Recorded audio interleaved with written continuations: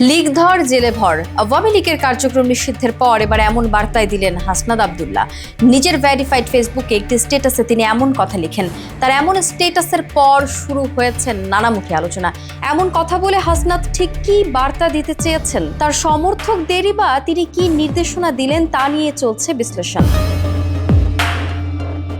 সম্প্রতি আওয়ামী লীগের কার্যক্রম নিষিদ্ধের আন্দোলনে মূল কারিগর ধরা হয় হাসনাত আব্দুল্লাহকে। এনসিপির কেন্দ্রীয় নেতাদের মধ্যে যমুনার সামনে তিনিই প্রথম অবস্থান নেন। সরকারের ঘোষণার পর শাহবাগে আয়োজিত সংবাদ সম্মেলনে হাসনাত বলেন, আমাদের 3টা দাবি ছিল। আওয়ামী লীগের সন্ত্রাসী সংগঠন হিসেবে ঘোষণা করে নিষিদ্ধকরণ, আন্তর্জাতিক অপরাধ ট্রাইব্যুনালে আওয়ামী লীগের দলগত বিচারের বিধান যুক্তকরণ এবং জুলাইয়ের ঘোষণাপত্র জারি করা। ফ্যাসিবাদ বিরোধী ছাত্র জনতার আন্দোলনে অন্তর্বর্তী সরকার কর্তৃক যে ঘোষণা এসেছে তাকে ইতিবাচক হিসেবেই উল্লেখ করেন হাসনাত। বলেন, সরকার যে সিদ্ধান্ত নিয়েছে সেই সিদ্ধান্তের মধ্য দিয়ে আওয়ামী লীগের সকল রাজনৈতিক কার্যক্রম নিষিদ্ধ করা হয়েছে। একই সঙ্গে এতদিন পর্যন্ত ট্রাইব্যুনালে আওয়ামী লীগের দল হিসেবে বিচারে কোনো বিধান ছিল না, কিন্তু দল হিসেবে বিচার করার বিধান যুক্ত করা হয়েছে। এই ঘটনাগুলোকে আমরা ইতিবাচক হিসেবে দেখছি।